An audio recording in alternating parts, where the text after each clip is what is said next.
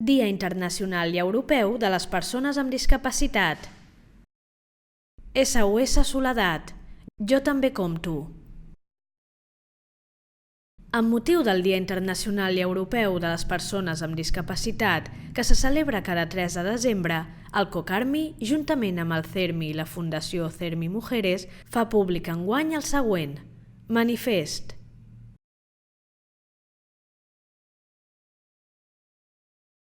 La soledat no desitjada és una de les xacres de les societats anomenades a si mateixes avançades.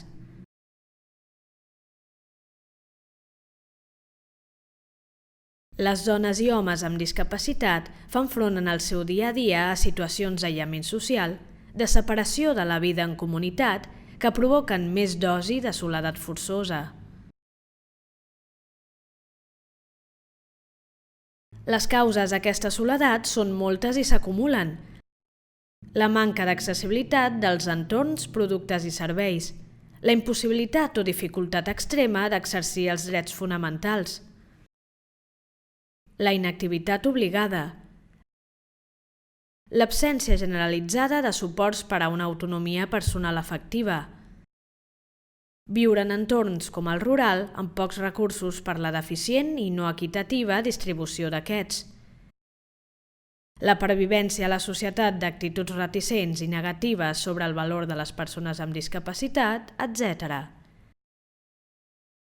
En definitiva, l'exclusió i la discriminació estructurals del nostre col·lectiu intensifiquen la solitud forçosa. La soledat no volguda en aquest grup social no és uniforme. Les persones amb discapacitat amb major risc d'exclusió són les més exposades a la solitud no desitjada, gent gran, infància víctima de violència, persones amb discapacitat intel·lectual i del desenvolupament o amb problemes de salut mental, amb discapacitats sobrevingudes en l'edat adulta o avançada i en general aquelles amb grans necessitats de suport per a la seva autonomia.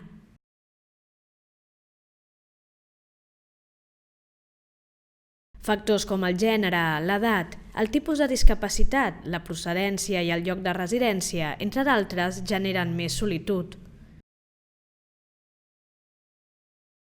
Tot això es multiplica en el cas de les dones amb discapacitat, considerades des de qualsevol perspectiva interseccional. La soledat no desitjada té, sobretot, rostre de dona. Segons els estudis sociològics disponibles, més d'un 20% de les persones amb discapacitat viuen soles i un 38% d'aquestes persones viuen en soledat no desitjada. El 74% de les persones amb discapacitat que viuen soles són dones. La misèria relacional, l'absència de vincles i relacions socials intenses, s'agreugen les persones amb discapacitat. La soledat no volguda és un fenomen a l'alça, amb un alt cost humà, social i sanitari, que ha de ser objecte transversal d'acció de les polítiques públiques, presents i futures.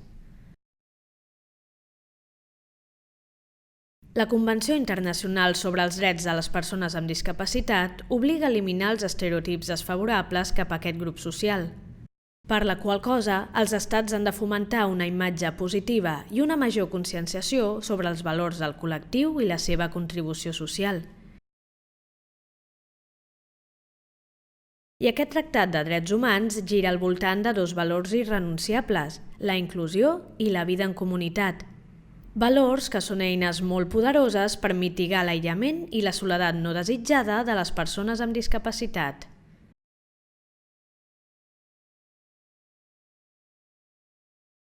A més, l'Agenda 2030 i els Objectius de Desenvolupament Sostenible de Nacions Unides imposen que cap persona es quedi ni al marge ni enrere. SOS Soledat. Perquè he vist tancada a casa meva sense ascensor. Perquè m'he quedat sense amistats a l'haver d'abandonar el meu habitatge per no reunir condicions d'accessibilitat adequades a la meva nova situació de discapacitat. Perquè em quedo aïllada en les converses, no puc accedir a la informació ni comunicar-me. perquè no puc treballar, perquè sóc una dona gran amb discapacitat i no em permeten tenir el control de la meva vida, perquè mai es compta amb mi, mai se'm pregunta què m'agrada o què em ve de gust,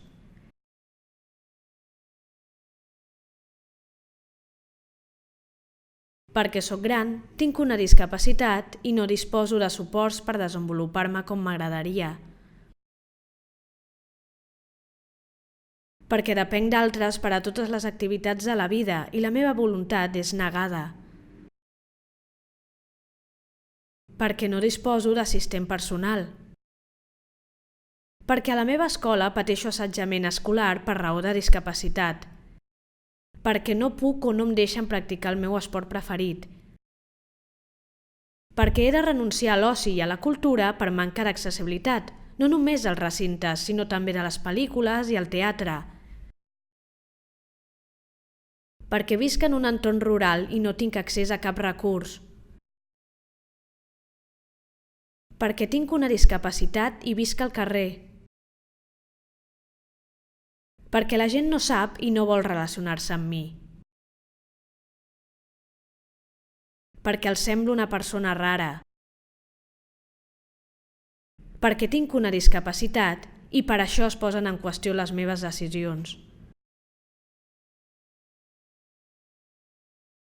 Per aquestes situacions i altres semblants que vivim diàriament, les dones i els homes amb discapacitat i les seves famílies alcem les nostres veus per cridar SOS Soledat, jo també com tu. I reclamem la mobilització pública i ciutadana envers les estratègies adequades per mitigar el gran mal de l'aïllament social que devasta les persones amb discapacitat a través d'iniciatives com dotar d'accessibilitat universal als entorns, productes i serveis, començant per l'habitatge, perquè les persones amb discapacitat no tinguin dificultats afegides de relació i participació socials. Sense barreres, l'amenaça de la soledat no volguda es reduiria molt. Mesures fermes per reduir la inactivitat i la desocupació entre les persones amb discapacitat. A més inclusió laboral i treball digne, els vincles i les relacions augmenten. Adopció d'una estratègia d'inclusió a la comunitat que permeti a les persones institucionalitzades viure segons els seus propis desitjos i preferències, acollint-se a fórmules de vida inclusives en la comunitat. Oferir a les persones amb discapacitat i a les seves famílies prestacions i serveis suficients que promoguin l'autonomia personal i potenciïn el desenvolupament d'una vida independent. Impuls de campanyes de presa de consciència pública per eliminar els estereotips negatius cap a les persones amb discapacitat, amb un enfocament col·laboratiu entre la societat civil organitzada, els poders públics i els mitjans de comunicació. Comptar amb programes de suport i acompanyament a famílies de persones amb discapacitat, especialment en el moment de l'aparició o coneixement de la discapacitat i durant la primera infància, si aquesta s'adquireix en néixer. Posar en marxa iniciatives i programes de prevenció de les situacions d'abús i assetjament escolars, especialment si la víctima presenta alguna discapacitat. Desplegar programes actius dirigits a persones amb discapacitat a fi d'afavorir i reforçar les xarxes socials i veïnals. Buscar solucions que apliquin la transformació digital a l'acompanyament i apoderament de les persones grans amb discapacitat amb un enfocament col·laboratiu intergeneracional. Fomentar el voluntariat actiu de les dones i els homes amb discapacitat, estimulant el seu esperit d'agents de voluntariat per si mateixes i de participació social plena, com a vies per teixir relacions socials i abandonar la solitud. Aprovar una estratègia de desenvolupament rural inclusiu que tingui en compte les persones amb discapacitat que viuen en aquest entorn, millorant la seva participació, accés a drets i benestar social. Formació dels equips professionals dels serveis públics que faciliti la detecció i intervenció en les situacions de soledat no volguda de les persones amb discapacitat. Comptar amb informació plenament accessible sobre els recursos disponibles en l'àmbit de la soledat no desitjada per les persones amb discapacitat. Promoure estudis i investigacions sobre la soledat no desitjada en aquest col·lectiu. En conclusió, el CERMI, el COCARMI i la Fundació CERMI Mujeres apel·len a la necessitat de prendre consciència sobre aquest creixent problema social, el de la soledat no volguda, i convida a l'acció pública i cívica perquè entre totes les persones, també les que tenen una discapacitat, fem de la vida en comunitat sense restriccions una experiència rica, decent, intensa i extensa. Amb la participació de les dones i homes amb discapacitat, sense aïllament ni solitud forçosa, fent realitat la inclusió, es produirà una enorme millora personal i col·lectiva. 3 de desembre del 2019.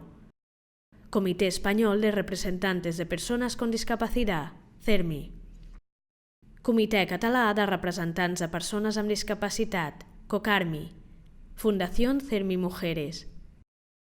Els següents webs: cermi.es, cocarmi.cat, fundacioncermimujeres.es, convenciondiscapacidad.es.